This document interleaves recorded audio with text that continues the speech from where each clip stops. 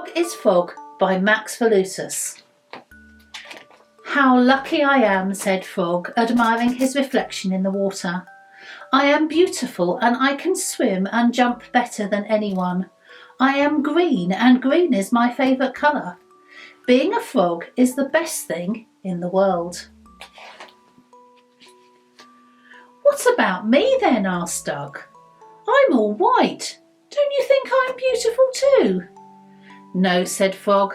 There's no green on you at all. But I can fly, said Duck, and you can't. Oh yes, said Frog. I've never seen you fly.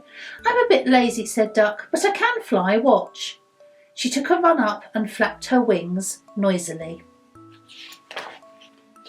Then suddenly Duck rose from the ground and flew gracefully into the air. She flew around a few times and then landed on the grass in front of Frog. Fantastic, cried Frog, full of admiration. I want to fly too. You can't, said Duck. You haven't got any wings. And she went home feeling happy. When Frog was alone again, he started to practice flying. He took a long run up and flapped his arms wildly up and down. But no matter how hard he tried, he couldn't get off the ground. Frog was disappointed. I'm a useless frog, he thought. I can't even fly. If only I had wings. Then Frog had a clever idea. Whatever Duck could do, he could do too. For a week, Frog worked hard with an old sheet and some string. At last he was ready for his first test flight. He went to the hill by the river. He took a good run up, just as he had seen Duck do.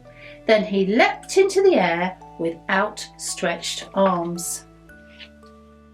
He hovered in the air for a few seconds like a real bird, but then his wings ripped and he dropped like a stone. He fell in the river with a splash. At least it was a soft landing. Rat saw Frog stumble out of the water. You must know that frogs cannot fly, he said. Can you fly? Asked Frog. Of course not, said Rat. I have no wings, but I'm good at making things. Frog thought about this on his way home. He would ask Pig as well. Pig was taking a cake out of the oven as Frog arrived. Pig, can you fly? Asked Frog. Certainly not, said Pig. I'd probably get airsick. What can you do? Asked Frog. All sorts of things, replied Pig indignantly. I can make the best cakes in the world, and I am beautiful, and I am pink all over, and pink is my favourite colour.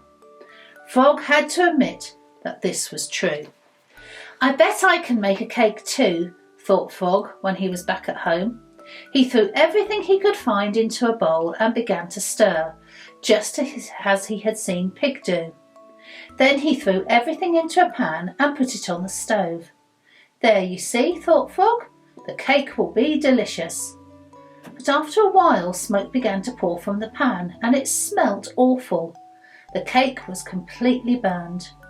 I can't even bake a cake, thought Frog sadly. He went to visit Hare. Hare, may I borrow a book from you? Asked Frog.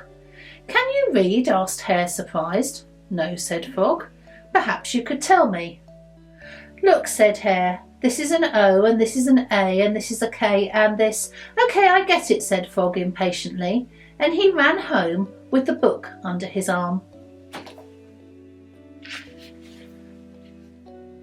He made himself comfortable and opened the book, but the pages were full of strange scribblings. Frog couldn't understand a word. An hour later he was none the wiser.